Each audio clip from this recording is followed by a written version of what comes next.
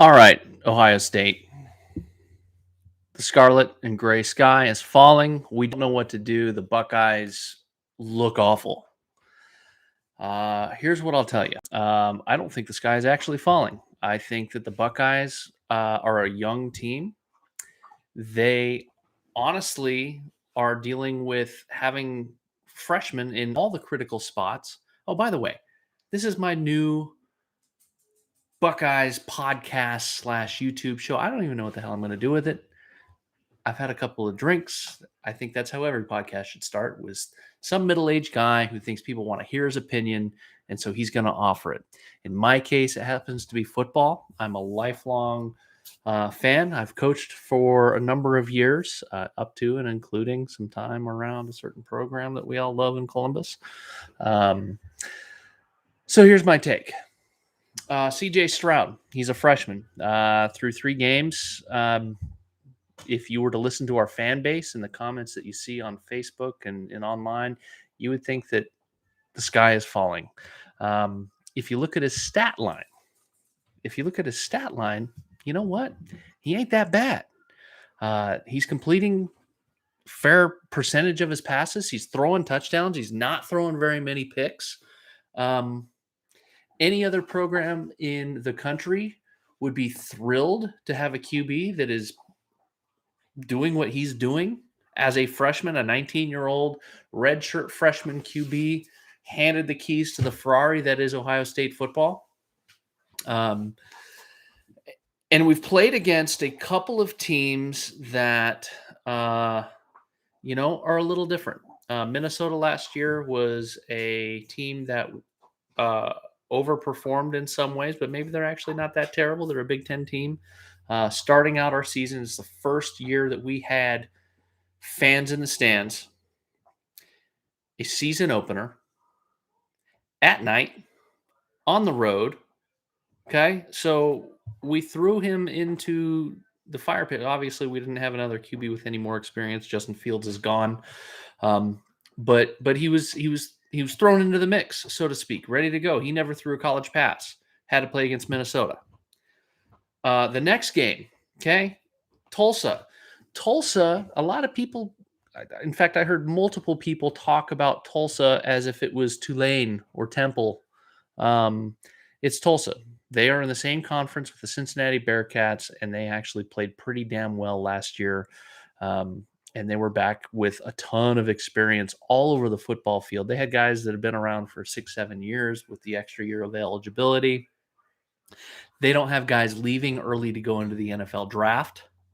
So what we had is a really experienced team versus an extremely talented team with a lot of young guys. So the Tulsa thing, could also be a little bit skewed.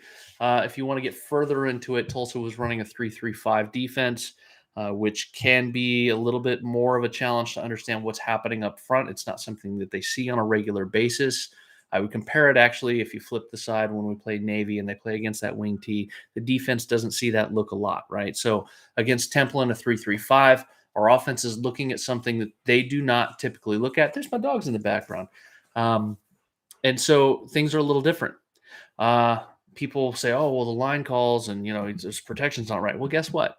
CJ Stroud ain't calling his protections. It's his offensive lineman. At the college level, offensive line, typically your center, is going to make your line calls. It's different in the NFL. NFL QBs typically start making their own line calls.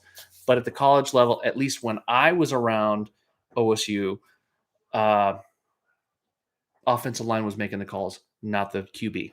Okay, so CJ Stroud ain't making that line call. So there were a couple of times where we saw guys come free. CJ Stroud wasn't ready for it.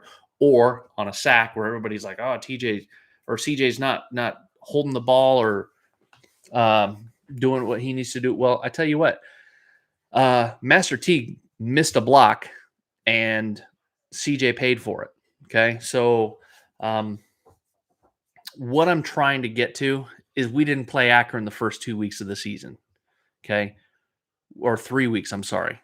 We played Oregon, Minnesota, and obviously Tulane. No, I'm just kidding.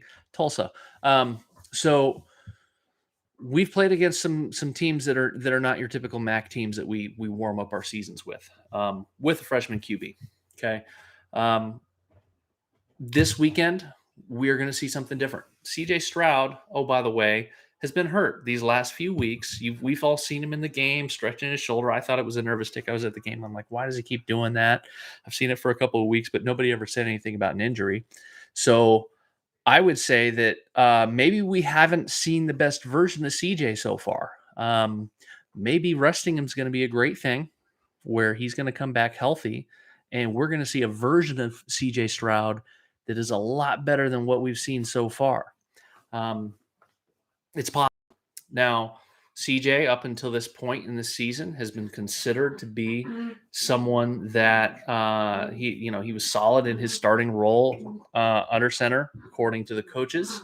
Maybe not if you look at the message boards, because people want to talk about and speculate. Oh, did we find the right guy? My little dog. She thinks she's a big dog. She's all over the big dog. So we haven't seen the best version of CJ yet. He's young and he's been hurt fighting an injury in his throwing shoulder. So, the inaccuracy, you don't want to throw the ball high. Okay. If you want to miss low. But maybe we see CJ back in a week, maybe two, and he is what we were hoping that he would be. So what are we going to see? We're going to see McCord. We are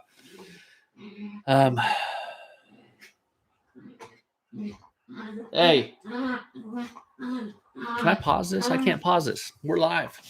Okay. So we're going to see Kyle McCord.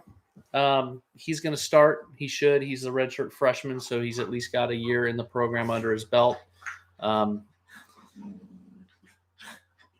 We will see a young QB who is getting the easiest possible reps that he will see all year long. And so he might look amazing. And I think that if he does, what's going to end up happening is people are going to go nuts. They're going to say, oh yeah, McCord is the best thing since sliced bread. And good Lord, how come he wasn't starting? We made the wrong decision. And everything else that you're going to hear when this other kid comes in and maybe looks good. And I expect him to look good. Again, we're playing Akron. We're a 52-point favorite this week.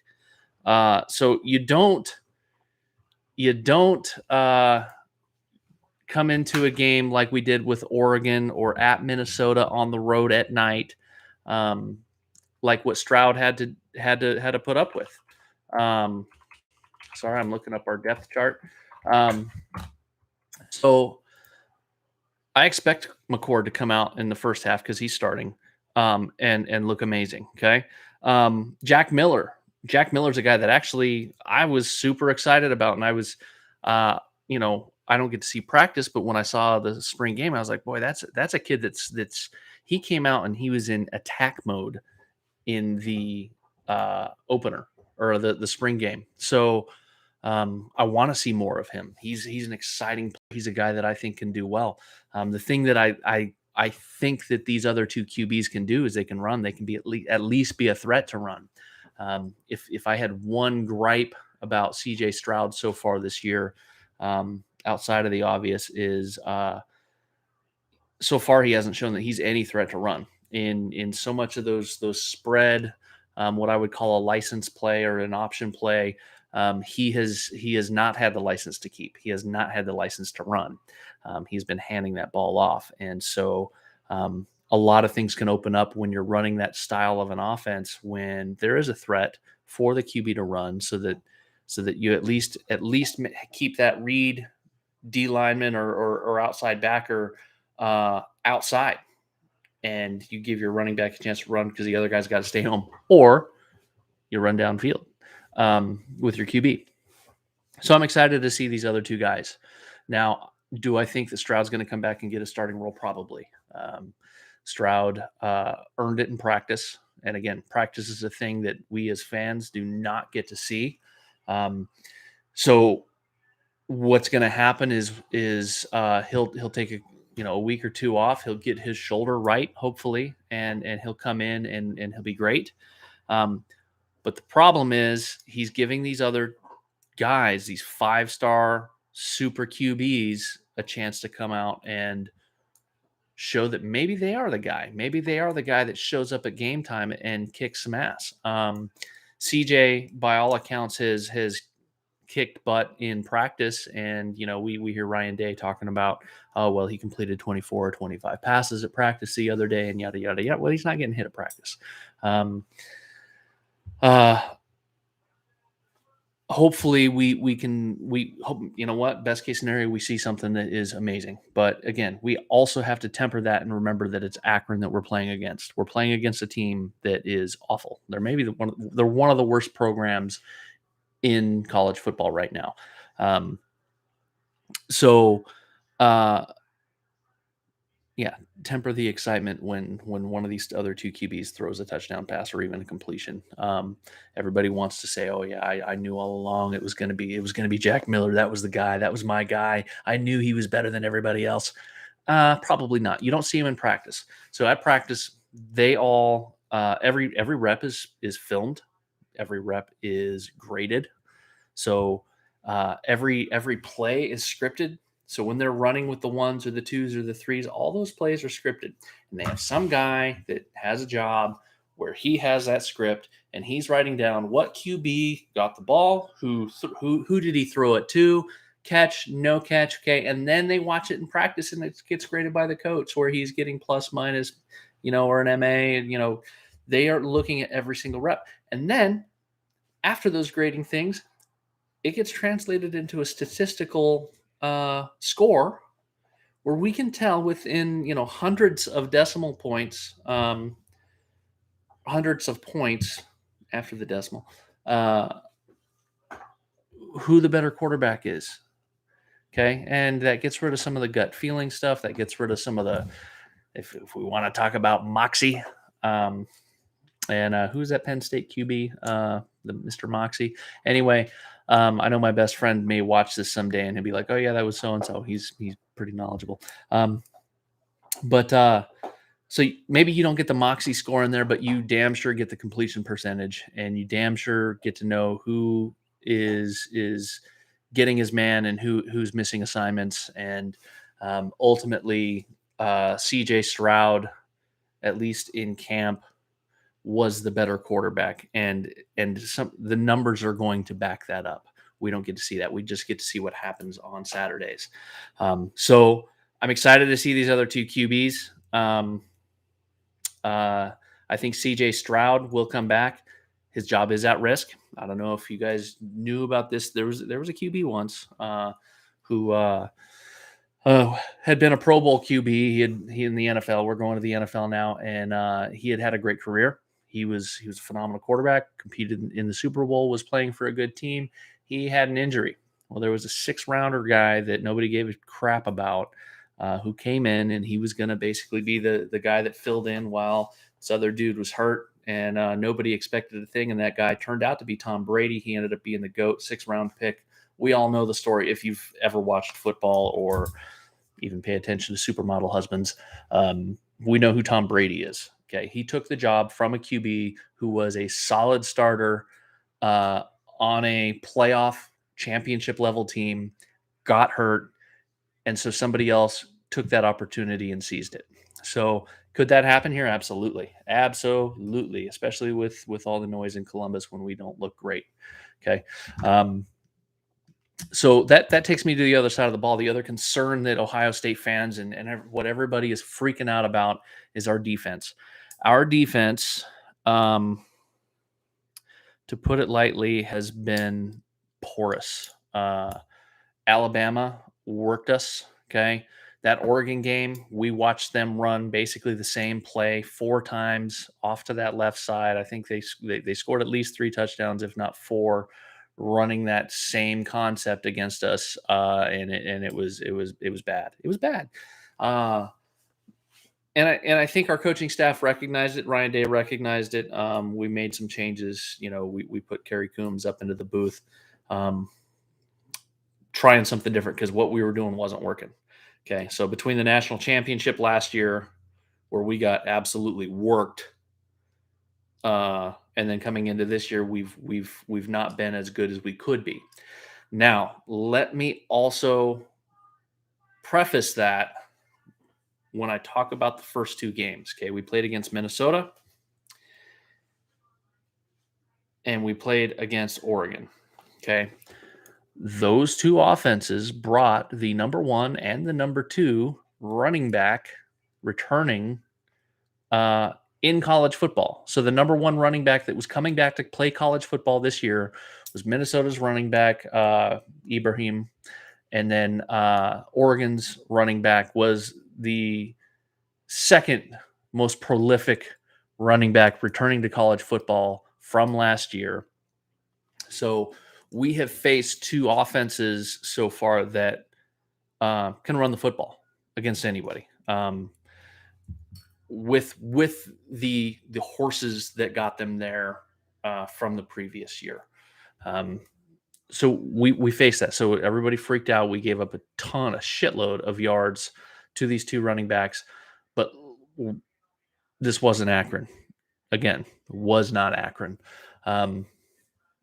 Last week we looked better on defense. Honestly, we looked better against the run. You know, a little bit of a different deal. You know, we gave up some plays, but we also made some plays. We had a pick six. So some of the changes that we had were working, and frankly, the Tulsa, I called them Tulane again earlier. The Tulsa offense is also very experienced. Most of their line have all been starting. You know, I think they have 6 linemen on the roster that have, you know, more than 10 starts apiece. And again, they made a run against Cincinnati last year in their conference. So it ain't Akron. So hopefully we see our defense continue to improve. Hopefully we see our offense blow the doors off. You know, CJ Stroud sitting, but we still have Garrett Wilson and we still have Olave running down the field. Ruckert hopefully will get involved. And then obviously our three-headed monster running, I'll call it two-headed plus Master Teague running the ball. Master Teague, love the guy. He is what he is. We know what he is. He's gonna take the ball. He's gonna put his head down. He's gonna get us in a lot of cases 7 or 8 yards. Great runs. He's not getting us those 50-yard runs, those home run balls that we're seeing out of the two young guys. You know, when we look at this game tomorrow, we should win in a boat race. In fact, I've got some money on it with my best friend. I didn't realize the spread was 50 plus points. It's 52. So I've got some money on it that we're going to cover. We didn't cover last week. But honestly, we could cover. I mean, we could probably run the same play every, you know, the entire game, one play and win the game. So I think that we'll win going away. Hopefully we get some good looks at our QBs. Our running backs are going to be great. They're going to hit a couple home runs, and our defense should get their shit together. That's what I'm looking forward to towards against Akron, and that's what I think that at least the Buckeye faithful will see tomorrow. So let's get it together. But let's not pretend that if we blow the doors off of Akron, we somehow prove that CJ Stroud isn't the guy. CJ Stroud would absolutely wreck these guys as well. So looking forward to the rest of the season. Hopefully we'll get a better picture of what we're going to be. I remember back in 2014, we didn't have the team that we thought was going to do much, and obviously they did really well. Even 2 years ago, man, 2 years ago, nobody thought we were going to be in the hunt. I mean, we knew we could probably win the Big Ten and those sorts of things, but we didn't know what we were going to be. And we ended up being one of the best teams in college football. We're kind of back at that point where, you know, so many of our main guys, our critical guys, Fields especially, are gone, but Ohio State, every year. We don't rebuild, we reload. And again, this roster is filled with the best athletes in the country, coached by the best coaches in the country, the best facilities in the country, the best fans in the country, even though some of y'all act like flaming assholes when you say the sky is falling after we just won by 3 touchdowns, had a pick six, and set a freaking rushing record. So stop being spoiled brats. That's what I would leave it at, man. We've got a great squad, and we're gonna see it. These kids are gonna grow. They're gonna do well, and we're gonna win a lot of football games. I have even more money that we're gonna win the Big Ten still. I've got some people that seem to think that somehow this is the year that we're gonna collapse, and our defensive issues, somehow Michigan's gonna show up for the first time in 2 decades. It ain't happening. So we've seen this movie before. I remember 15 years ago, maybe not 15. Anyway, what is it? 2000? Yeah, it's almost 15 years ago. I remember I think we were winning by 2. I think it was 2-0 at halftime against Ohio University. I can also remember we lost a game to Illinois at home when we were supposed to be the best team in the country. So sometimes shit happens. We lost to a good Oregon team who's ranked 4 now in the country. Tennis ball, courtesy of my dog Storm. Okay. So we've seen this movie before. I've seen us look like shit against Navy, which again, Navy's one of those programs where you're looking at a program that runs some things a little bit different because they're not built to run with teams like Ohio State. So they gotta do some different things that we don't see week in and week out. So tomorrow against Akron,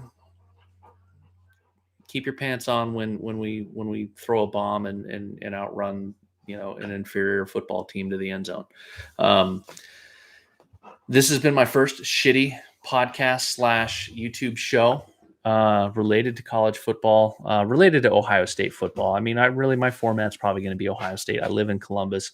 I have experience with the program. I know people within the program and outside it, and so that's going to be the area that I'm most knowledgeable about.